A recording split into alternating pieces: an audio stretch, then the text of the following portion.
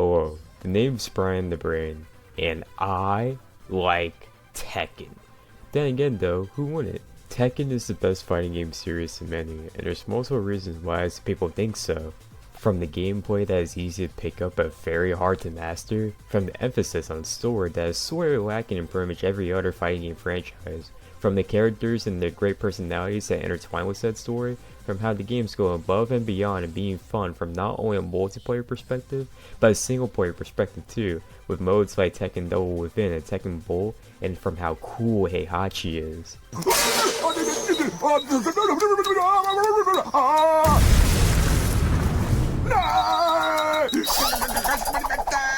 Yep, very cool. Much like any fandom though, there's a huge debate on what the best game in the series is. Some people say Tekken 3 is the best, but others would tell you that Tekken 7 is the best, though pretty much everyone agrees that Tekken 1 is far from best game material. Personally, I have soft spots for Tekken 2 and Tekken 4, but in my opinion, Tekken 5 is the best one, and it really isn't even a contest. I can't stress enough just how incredibly fun and addicting the game is to play for pretty much every mode.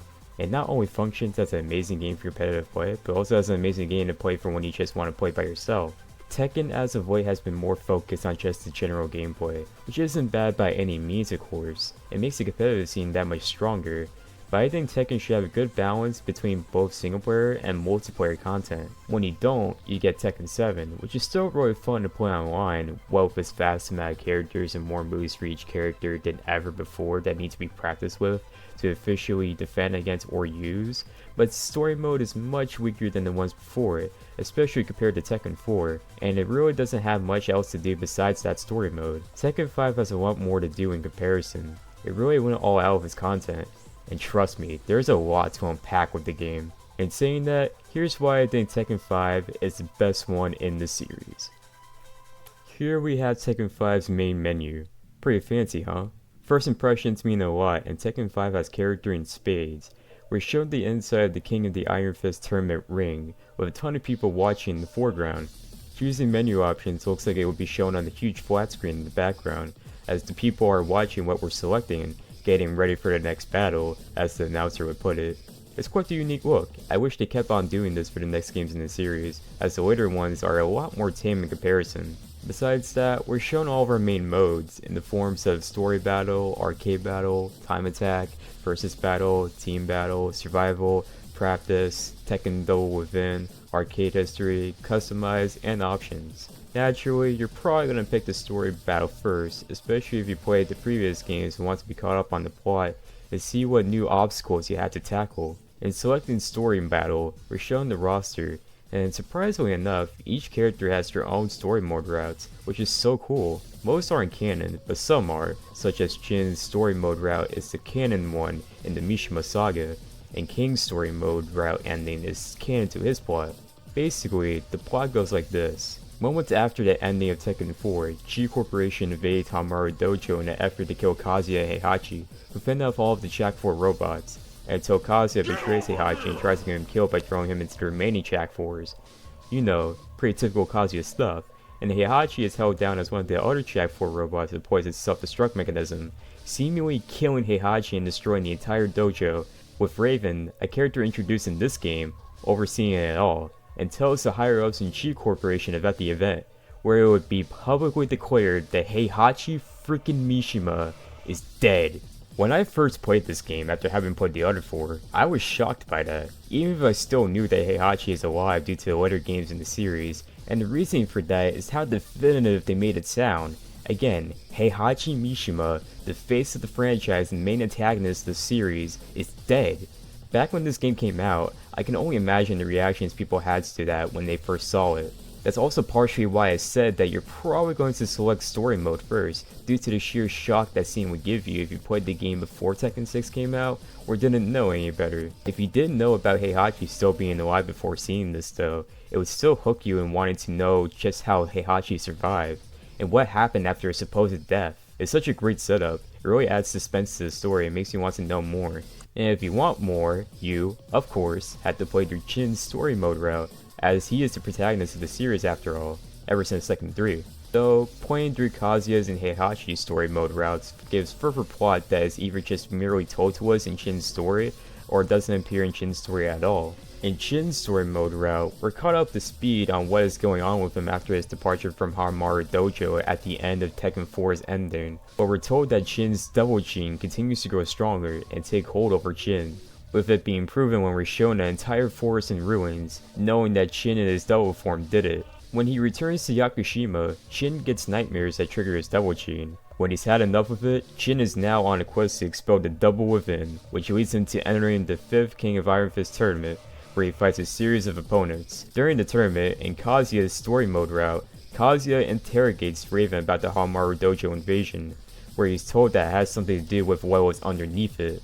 Kazuya, knowing full well what was under the dojo, now understands what's going on. By the end of Chin's story mode route, he's face to face with a man named Jinpachi, who is revealed to be Heihachi's dad, who was locked away underneath Hamaru Dojo 40 years ago after Heihachi defeated him in battle. When Hamaru Dojo was destroyed, Jinpachi was now free, and he secretly took control of the Mishima Saibatsu in Heihachi's absence, and is the one who started the 5th King of Iron Fist tournament. When he broke out, however, he was possessed by a spirit that gave him immense power, and his new goal became to destroy the world.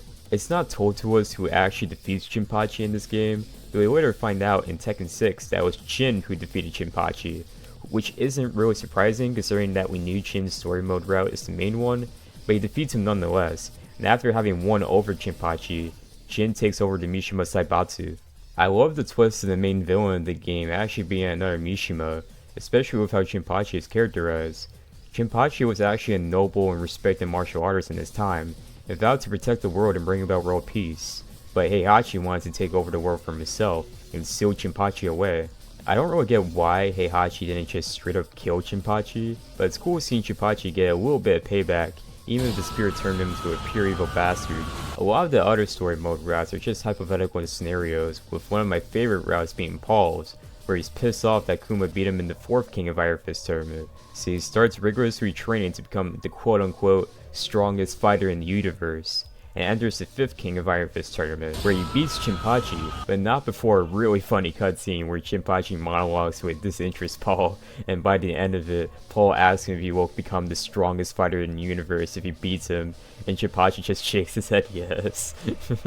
It's hilarious, definitely one of the best parts in this game, and this entire series. I do miss the more serious Paul we see in Tekken 4 and before, but I really like the way they handle comic relief Paul in this game. After he defeats Jinpachi, we get an ending cutscene where Paul, after becoming the strongest fighter on the planet, now tries to be the strongest fighter in the universe by challenging aliens to fight him, where pretty much everyone wants a piece of him.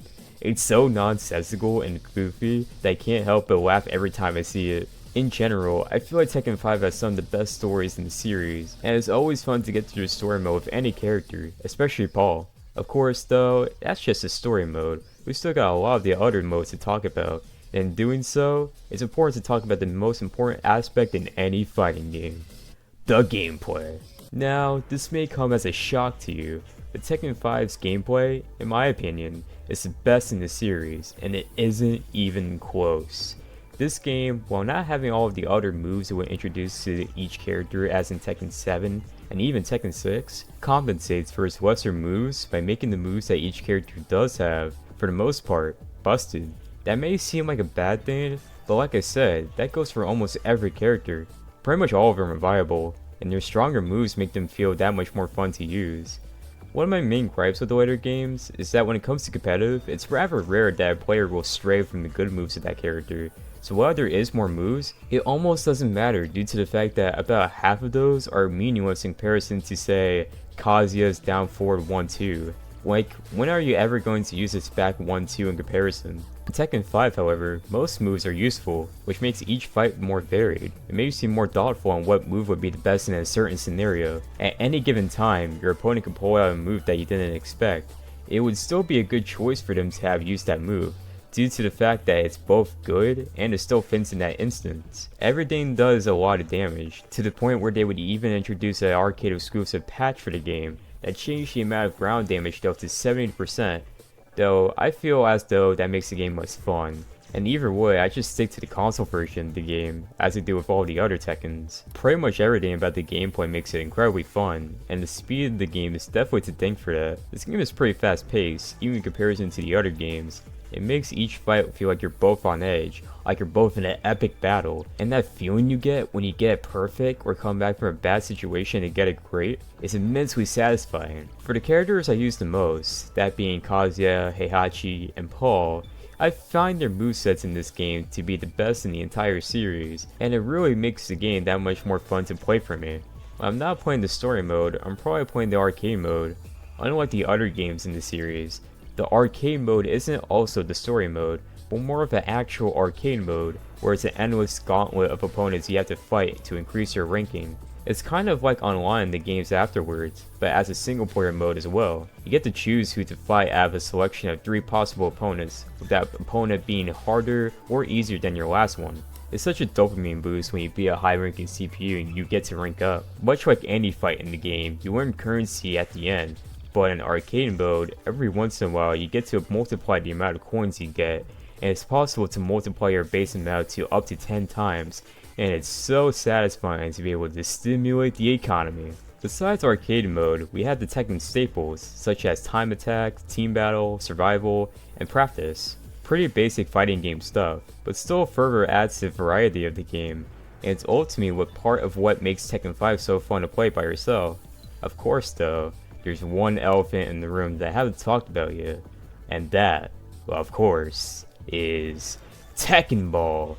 Nah, I wish. Instead though, we have Tekken Devil Within, which is basically a 3D beat'em up that functions like a mix between Tekken Force and Tekken 3, and a platformer. It's really strange how this is a thing at all, but I can't help but like it because of how weird it is. It kind of feels like a prototype of the scenario campaign in Tekken 6, with more of a focus on movement. Basically, the premise of this game is that it's basically an alternate storyline to the main one, where Chin hears that Chun, his mom, might still be alive, despite knowing that his mom was killed by Ancient Ogre before the events of Tekken 3, and he goes into Chi Corporation HQ to find her. In his quest to find his mom, Chin awakens the Devil Gene, which leads to the resurrection of Ancient Ogre, who was killed at the end of Tekken 3. Later on in the mode, Chin confronts Ogre, who is in his true form, and Chin and Ogre battle it out, with Chin winning. After defeating True Ogre, he transforms into Monstrous Ogre, where Chin finally finishes him off. After everything, however, he still wasn't able to find Chun. Well, of course he didn't, Chin. She's dead, you should know that by now. The ending does make this mode pretty pointless, even if I know that there really wasn't a better way to end it with the premise that it has. It's still good fun to blast through, but definitely feels dated in how it's designed. I do find its dated feel and weird concept to be charming though. I appreciate that they went through the extra effort of making this mode that they really didn't need to include at all, but it's still lacking in the quality department. For example, the fact that attacking is now relegated to just square and cross and not each button corresponding to a limb, it's a fact that makes me want to throw someone off a cliff. It doesn't really feel like I'm playing a Tekken mode, it feels like I'm playing a mode that has nothing to do with the rest of the game, which, as you may have guessed, doesn't really fit. It doesn't help that just like most beat-em ups, it gets pretty monotonous after a while. And another thing, why is it so long? In total, this mode takes about 2 hours and 30 minutes to beat, and for a mode as monotonous as simple as this, I can't help but feel like they stretch this out way too much. This is supposed to be a mode, a minigame, and yet in that time frame, you can finish most of the story mode routes. It literally does just feel like it's a game within the game, and despite my problems with it, I had to commend it for that. I vibe with games within games, just like Subspace in Super Smash Bros. Brawl, and like I said before, the fact that this is even here at all really goes to show just how much dedication they put into this game, and how above and beyond they went in pretty much every aspect of it. Speaking of games within games though, Tekken 5 in general may just qualify as a game compilation, because not only does it have Tekken 5 and Double Within, but there's also another certain mode that I haven't touched on yet that they also didn't need to add, but I'm glad that they did anyway. And that mode is called Arcade History. Now I'm being for real this time. This mode lets us play the arcade versions of Tekken 1, Tekken 2, Tekken 3, and Starboy, which is able to be played at the start of the game as well, and it's the full games for all of them. In total, you get 6 games within Tekken 5, making it the ultimate package. It really just could have been the main game, and I would still consider Tekken 5 to be best in the series. But the fact that there's 5 more games to accompany it in case you want to do something else besides the main game, it just makes it that much better. I haven't really talked about it yet, but there's another big reason why I consider this game to be the best in the series. And that is, of course, the music. I have always loved the soundtracks in pretty much all of these games, from Jin's theme in Tekken 3 to Emotionless Passion in Tekken 2. The soundtracks of each game are really good at capturing what fighting game music should be, which is being able to cover a wide range of genres to fit the character or the stage itself, with all of them having an upbeat and fast-paced undertone to them that accompany the gameplay itself so well. And to say that Tekken 5 does exactly that would be a gross understatement. The music in Tekken 5 goes above and beyond, and not only sounding good in the heat of the battle, but also being genuine music that you want to listen to in isolation. And the only way you would be able to realize that would be by listening to the songs yourself. Here are some of my personal favorites in the game.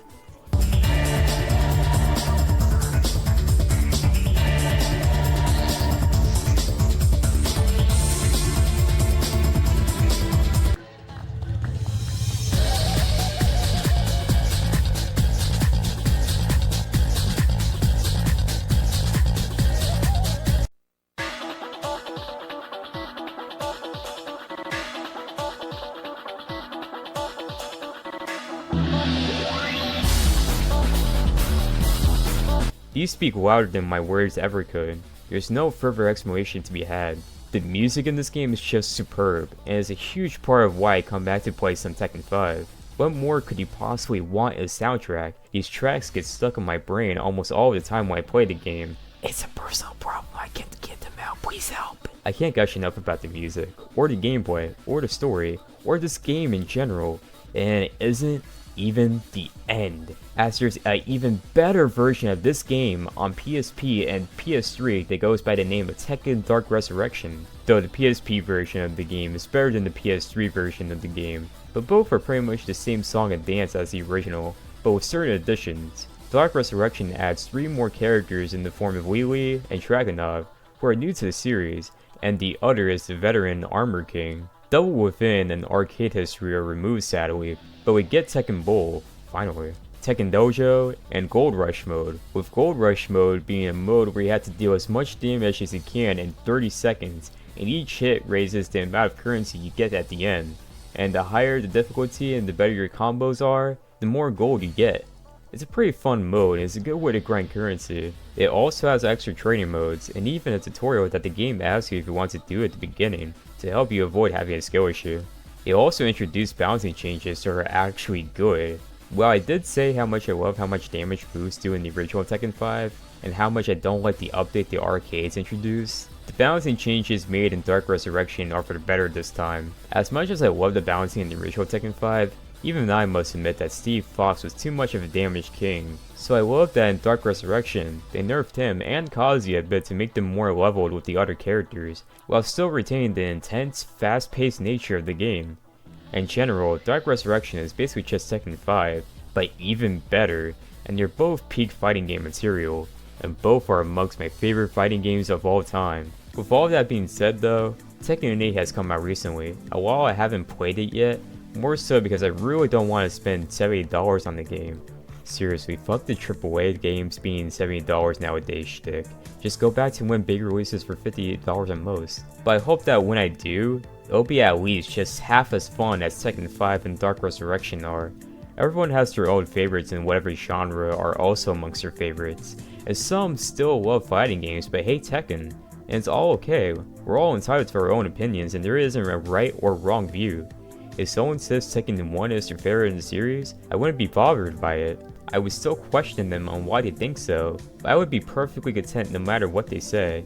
And as such, me saying Tekken 5 is the best in the series is all just my opinion. With all that being said, thank you guys for your time. I hope you all have a good rest of your day. Bye bye.